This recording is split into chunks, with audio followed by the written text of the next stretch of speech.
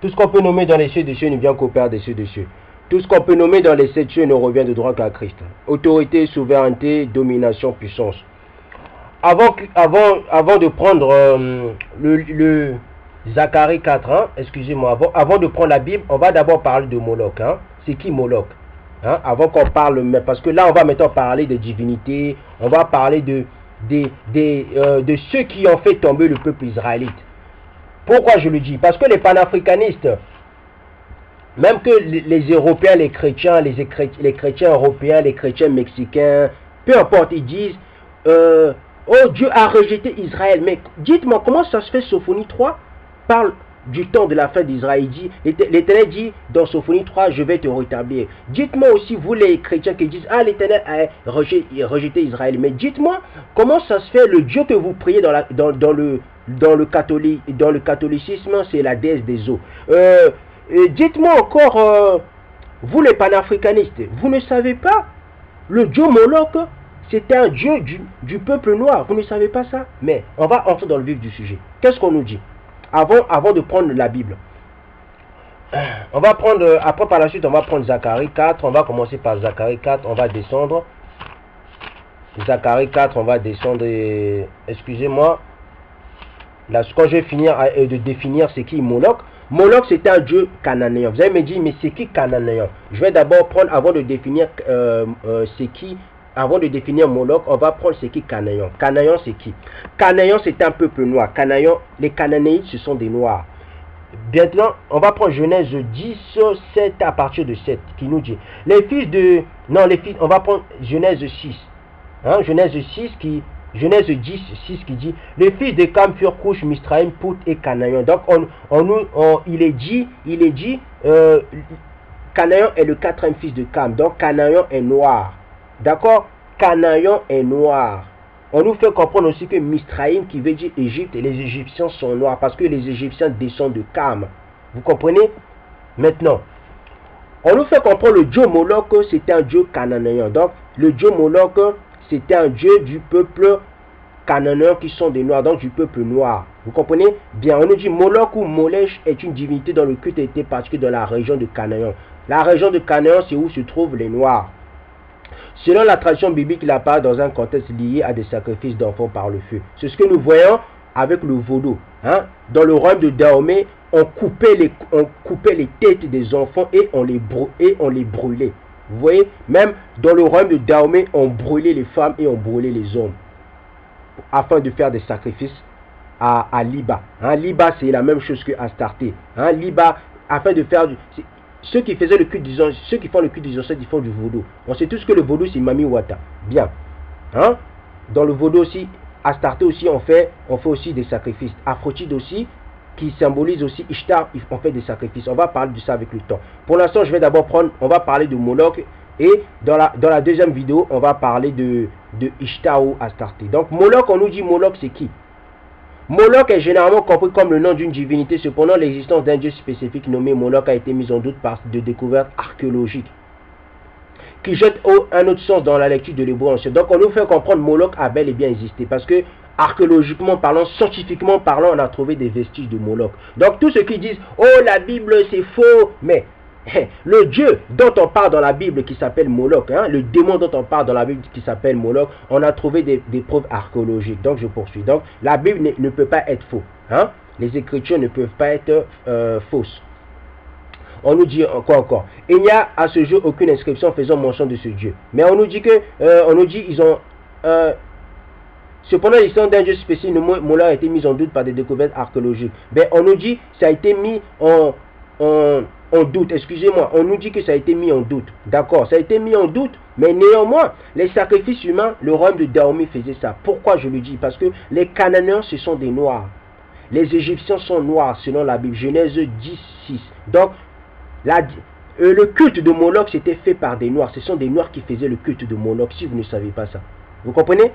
Parce que les Cananéens sont des noirs, ce sont des Cananéens qui faisaient le culte de Moloch, donc, tout ce que vous voyez, même Ishtar, tout cela, à la base, ce sont des noirs qui le font. Je l'ai démontré, Ishtar vient de la civilisation Ninive, vient de Shinar, vient des Couchites, vient du peuple noir. D'accord, Ishtar ne pouvait être que une démon qui était adorée par les Noirs. Parce que Ishtar vient de Ninive. Ninive, ce sont des Noirs. D'accord. Et on a même dit Ishtar vient de la Mésopotamie. La Mésopotamie se trouve en Afrique. Le berceau de la civilisation humaine se trouve en Afrique. D'accord. Tout s'est passé en Afrique. Je poursuis encore. On nous dit Porphyre de Tyr signale que Théophaste avait comparé le sacrifice de la Liacaïa arcadienne avec les sacrifices carthaginois au dieu Moloch. Donc on nous fait comprendre les Carthaginois, donc on nous fait comprendre les Grecs. La civilisation grecque aussi faisait des sacrifices envers Moloch. Une interprétation différente a été proposée par l'archéologue. Bon, on sait tous que les Européens, après, quand ils font la même chose que les Noirs font dans les sacrifices, ils veulent mentir. C'est comme les francs-maçons. Les francs-maçons font des sacrifices humains, mais ils vont vous faire croire qu'ils ne font pas les sacrifices humains. Mais allez-y demander au président s'ils ne font pas des sacrifices humains. Allez-y voir, taper les rituels au Gabon, taper les sacrifices humains au Gabon, taper les sacrifices humains au Cameroun. Après, vous allez voir si les francs-maçons ne font... Taper les sacrifices humains en Côte d'Ivoire, si vous allez voir si les francs-maçons ne font pas des sacrifices humains. Donc, arrêtez de mentir aux gens, dites la vérité, ça va faire quelque chose, ça va changer la vie des gens. Je poursuis encore, on nous dit quoi encore? On nous dit, il voit dans le terme Moloch non pas un nom divin, mais un terme technique punique désignant un type de sacrifice d'enfant. En 1921, Esfeld a découvert sur le site archéologique de Carthage une nécropole contenant le reste d'animaux et de jeunes enfants utilisés du 8e siècle avant Yachir en 146 avant Yachir. Bon, on nous dit, vous voyez donc, ce que les Grecs de Carthage faisaient, ils avaient vu ça où? Chez les eux-mêmes, avant cela, ils faisaient ça aussi, vous comprenez? Parce qu'ils ont commencé à faire le culte des ancêtres, on appelle ça le mané.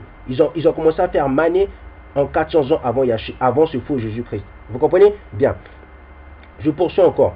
Vous voyez même les images que je suis en train de montrer là. Les images que j'ai mis sur ma... Ça c'est Isis. Isis, ça c'est Ashtarté. Ashtarté puis Isis, c'est la même chose. Elles ont tous des ailes. Hein? C'est ce qu'on a vu dans Zacharie 5.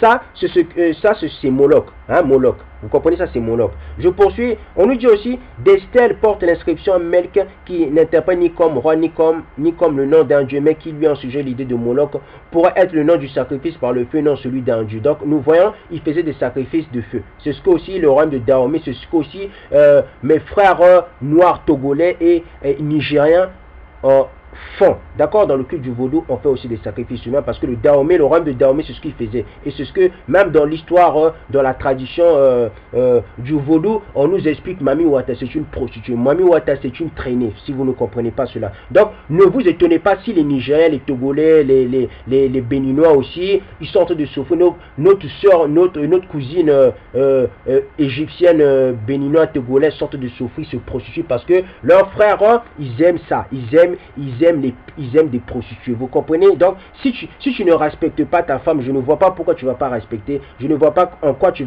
pourras respecter tes soeurs, parce que le respect vient d'abord quand tu respectes ta femme. Et par la suite, tu commences à... Quand tu respectes ta mère, tu respectes aussi ta femme, tu respectes aussi tes soeurs bantoues, tes soeurs égyptiennes. D'accord? Le respect vient d'abord de soi-même. Je poursuis. On nous dit encore, dans cette éventualité, le mot mol qui sera un mot sémitique désignant un sacrifice humain dont la victime est parfois remplacée par un animal. Là où la Bible lit pour faire passer leur fils et leur fille par le feu Moloch. Donc, même dans la Bible, on explique cela, mais laissez-moi, je vais d'abord finir, je vais finir de décrire ce qu'est Moloch et par la suite, on va lire les Écritures, on va lire la Bible. Il faudrait plutôt de lire pour faire passer leur fils et leur fille par le feu de Moloch que le feu du sacrifice. Donc, Moloch veut dire le feu du sacrifice. Des ancêtres sacrificiels appelés Tophées, selon les terminologies bibliques, ont été découverts en Sicile, en Sardaigne et en Afrique du Nord. Elles contenaient des restes d'enfants et de petits animaux. Donc vous voyez même, donc on a vu, ils ont vu des sacrifices en Afrique. Ils ont vu des sacrifices en Afrique du Nord. Elles contenaient des restes d'enfants et de petits animaux. Les auteurs classiques disent que les sacrifices humains d'enfants étaient pratiqués en Phénicie. La Phénicie, quand on parle de la Phénicie, on parle des Noirs. La Phénicie veut dire, ça fait partie des Noirs, c'est la civilisation du Noir, d'accord? Donc on a vu chez les Noirs font des sacrifices humains. Parce que là, quand on parle de la Phénicie, on parle du peuple noir. Et on dit à Carthage, c'est la civilisation grecque. Hein? En temps de guerre, cependant, la question de la réalité des sacrifices d'enfants de la civilisation carthaginoise reste débattue. C'est faux. Les Grecs carthaginois faisaient des sacrifices, point barre. Parce que ceux qui disent la vérité sur Wikipédia, souvent ils veulent dédouaner les Européens. Non, Moi, quand je dis la vérité sur les Noirs, il faut que je dise aussi la vérité sur les Européens, d'accord? Eux aussi, ils ont fait des sacrifices humains, donc il faut qu'ils arrêtent de mentir. Je poursuis. Et il n'existe pas de preuve archéologique que des sacrifices d'enfants aient été pratiqués en Phénicie. Bon, on nous dit que ça n'existe pas, mais néanmoins, ils ont trouvé des sacrifices en Afrique du Nord, ils ont trouvé des sacrifices en Sicile et en Sardaigne. Donc, ils ont trouvé des sacrifices en Italie, et ainsi de suite, et en France, si je ne me trompe pas, Sardaigne, si je ne me trompe pas, si c'est la France. Bien. Donc, en France aussi, ils faisaient des sacrifices humains. Je poursuis. Ou bien, ça se peut, c'est une autre ville européenne, mais néanmoins, ils font des sacrifices. Ils ont fait des sacrifices humains et ils le font, et ils font des sacrifices humains chez les francs-maçons. Je poursuis. Le témoignage des auteurs antiques peut témoigner d'une volonté polémique pour dénigrer la Phénicie, la patrie d'origine des Carthaginois. Néanmoins, les Carthaginois, ils font des sacrifices humains. On ne va pas dédouaner les Carthaginois parce que ce sont des Grecs, parce que ce sont des Européens. C'est faux. On n'est pas là-bas, on n'est pas des esclaves mentaux. Bien. Je vais encore poursuivre. On nous dit encore quoi? Selon Théodore de Sicile et Plutarque, associant Moloch à Baal, Amon et Tanit, dieu de la colonie phénicienne. Donc on nous dit, ils associent Baal. Baal, vous avez dit c'est qui Baal? Baal, c'est une sirène, c'est un sirène des eaux, c'est un homme sirène, d'accord? On va parler de Baal. Baal, c'est un sirène. C'est pas une sirène, c'est un sirène si je peux dire. Hein? Une sirène, on peut dire un homme en haut, puis en bas c'est poisson. Hein? Mi-homme et mi-poisson. C'est ça Baal. Baal, c'est comment je peux dire, c'est le mari de Mami Wata, d'accord, vous comprenez? Et je vais poursuivre, on verra ça plus tard. Donc on nous dit, les historiens grecs et plus tard que Diodore de Sicile ont associé Baal à Tanit, dieu de la colonie phénicienne. Donc la colonie phénicienne, c'est la colonie des Noirs. Les Phéniciens, c'était des Noirs. Flaubert avec son roman Salammbô, puis Jacques Martin avec la série, bon, là on n'est pas là-bas. On poursuit encore dit, dans la Bible, on explique que dans la démonologie chrétienne, Moloch soit devenu le démon, qui tirera sa joie des pleurs des mères à qui volent leurs enfants. Vous voyez, c'est ce qu'on voit aussi dans le vaudou. Dans le vaudou, il y a des sacrifices humains qui reflètent les pratiques de Moloch. Donc ne vous étonnez pas si les Phéniciens c'était des Noirs, si les Cananéens qui sont dans la Bible c'était des Noirs, si les Cananéens dans la Bible qui sont des Noirs faisaient des sacrifices. C'est ce que nous voyons même dans le royaume de Dahomey, qui est le royaume des Bantous. Hein? Parce que le royaume de Dahomey, dedans il y avait aussi la tribu de Dan. Même dans la Bible, on nous dit la tribu de Dan, c'est le seul peuple de tous les Bantous qui aiment les sacrifices humains. D'accord? Ne vous étonnez même pas si, au temps de la fin, la tribu de Dan n'a rien à voir avec les 12 tribus d'Israël. D'accord? Pour l'instant, moi je ne suis pas là-bas. On nous dit les Danites font partie des 12 tribus d'Israël. D'accord, ok, j'assume, c'est vrai. Mais néanmoins, les Danites vont eux-mêmes juger. Ils vont se juger entre eux. D'accord? Nous, les Bantous, pour l'instant, on n'a rien à voir avec les Danites. Ils vont se juger entre eux. Parce que eux, c'est le seul, de tous les tribus Bantous, c'est le seul peuple, hein, c'est la seule tribu qui aime beaucoup les sacrifices humains. Je poursuis. On nous dit encore quoi? Moloch soit devenu le démon qui tire sa joie des pleurs des mères à qui volent leurs enfants. Prince de l'enfer, son pouvoir s'élève d'après les démonologues du 16e siècle en son apogée en décembre. Donc, on nous fait comprendre son apogée, son décembre. Donc, si vous voulez comprendre un tout petit peu, le 25 décembre aussi, ça fait partie des sacrifices humains. Bien. On nous dit aussi, dans la tradition kabbalistique, Moloch et Satan sont les premiers des deux séphirots mauvais. Moloch représente l'aspect négatif du premier séphiro, qui était au courant de connaissance. Donc, on nous fait comprendre, Moloch représente dans le livre de la Kabbale, l'esprit de la connaissance du mal. Bien. Donc, ne vous étonnez pas si le peuple noir aime beaucoup les sacrifices, si le peuple noir aime beaucoup le culte des ancêtres, parce que la divinité Moloch écrite dans la Bible, ça vient du peuple noir. Vous comprenez? Maintenant, il y en aura, ils vont venir dire, oh, c'est faux, la Bible, c'est faux. Ne vous étonnez pas, c'est pour ça même dans le psaume 84, si je me trompe, ça se peut, bon, ne vous étonnez pas, c'est pour ça même il est dit dans le psaume, dans les psaumes, les Égyptiens, tous les peuples du monde se sont tous ligués contre les Israélites pour faire oublier leur histoire. Parce que ces gens-là, les Égyptiens, quand ils sauront, moi j'ai rien contre les Égyptiens, ce sont mes frères cousins, ce sont mes cousins, on peut dire. Hein? Les Égyptiens, quand ils sauront, qui faisaient, même quand on parle d'eux dans la Bible, on entend des gens qui font des sacrifices humains, ils vont comprendre la réalité. D'accord? Ils vont comprendre. Moloch, la divinité, le démon Moloch c'est le démon du peuple cananéen. C'est le démon un des fils de Cam. Ne vous étonnez pas, c'est pour ça qu'ils aiment beaucoup le vaudou. D'accord? Maintenant, on va prendre Sophonie 4, 5, 11. 4, 5, 11 qui dit reprenons la parole, j'ai dit à l'ange qui me parlait. Que signifie cela, mon Seigneur? L'ange qui me parlait m'a répondu, ne sais-tu pas ce que cela signifie? J'ai dit non, mon Seigneur. Alors il a repris, il m'a dit, voici la parole que l'Éternel adresse à Zorobabel. Ce n'est ni par la personne ni par la forme, mais c'est par mon esprit, dit l'Éternel. Le chef de l'univers qui est une grande montagne devant Zorobabel. Une plaine, il en extraira la pierre principale au milieu des acclamations. Grâce pour elle. La parole de l'Éternel m'a été adressée, les mains de Zorobabel ont posé les fondations de ce temple. Et ses mains le termineront. Tu sauras alors que l'Éternel, le chef de l'univers, m'a envoyé vers vous. En effet, ceux qui méprisaient le jour des petits commencements se rejoignent en voyant la pierre d'éteint dans la main de Zorobabel. Ces 7 yeux sont les yeux de l'Éternel qui parcourent toute la terre. J'ai pris la parole, je lui ai dit que signifient les 2 oliviers à droite et à gauche du chandelier. Bien. Les 2 oliviers dont on parle, vous pouvez le comprendre quand vous lisez Apocalypse 11. Hein? On parle des 2 témoins. Bien. On va prendre 1 Samuel maintenant. On va aller dans 1 Samuel. On va aller dans 1 Samuel et par la suite, on va aller dans 1 Samuel 7. 1 Samuel 7. 1 Samuel 7, 1, 6. 1 Samuel 7, 1, 6. Les habitants de Kirja Yearim vinrent et firent monter l'arche de l'Éternel chez eux. Il la conduisit dans la maison d'Abinadab sur la colline et consacra à son fils Éléazar pour la garder. Il s'était passé bien du temps depuis le jour où l'arche avait été déposée à Kirja Yearim.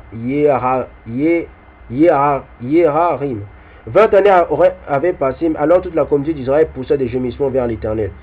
Samuel dit à toute la communauté d'Israël, si c'est de tout votre cœur que vous revenez à l'Éternel, enlevez du milieu de vous les dieux étrangers et les Astartés.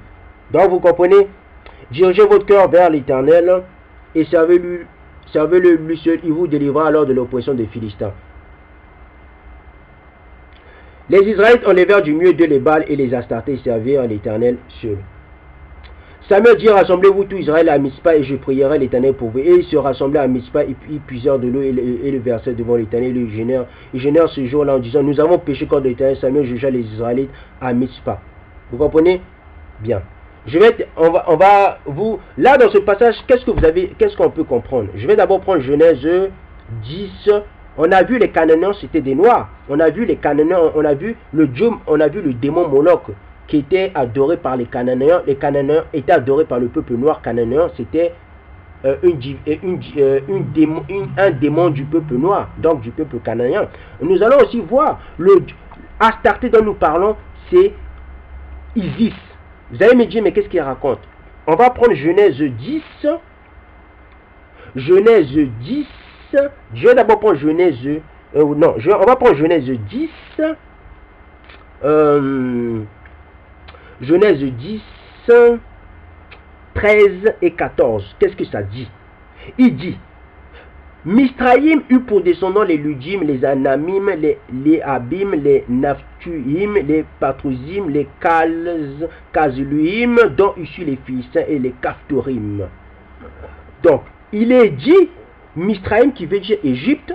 Si vous ne me croyez pas, allez-y sur Wikipédia, faites des recherches. Allez-y lire le Talmud, la Torah, la Bible, ainsi de suite. Vous allez voir, Misraïm veut dire Égypte. Bien. On nous dit, les fils de Misraïm,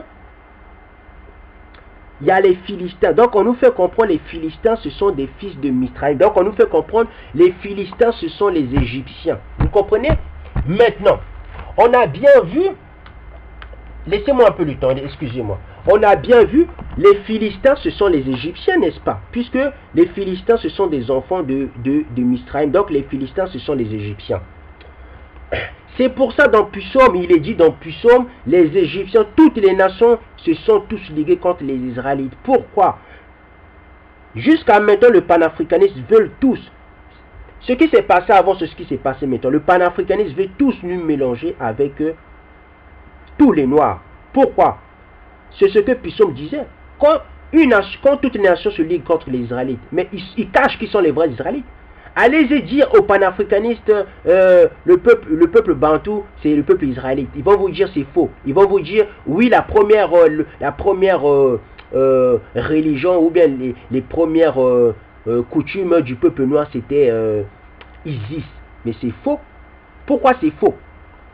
Pourquoi c'est faux? Mais avant que Jacob, oui, Jacob, Israël va en Israël, en Égypte. Mais avant cela, Jacob, son père, Abraham n'a pas connu Dieu en Égypte. Hein? Sem n'a pas connu Dieu en Égypte. Hein? Enoch n'a pas connu Dieu en Égypte. Hein? D'accord? Noé n'a pas connu Dieu en Égypte. Hein? D'accord? Bien.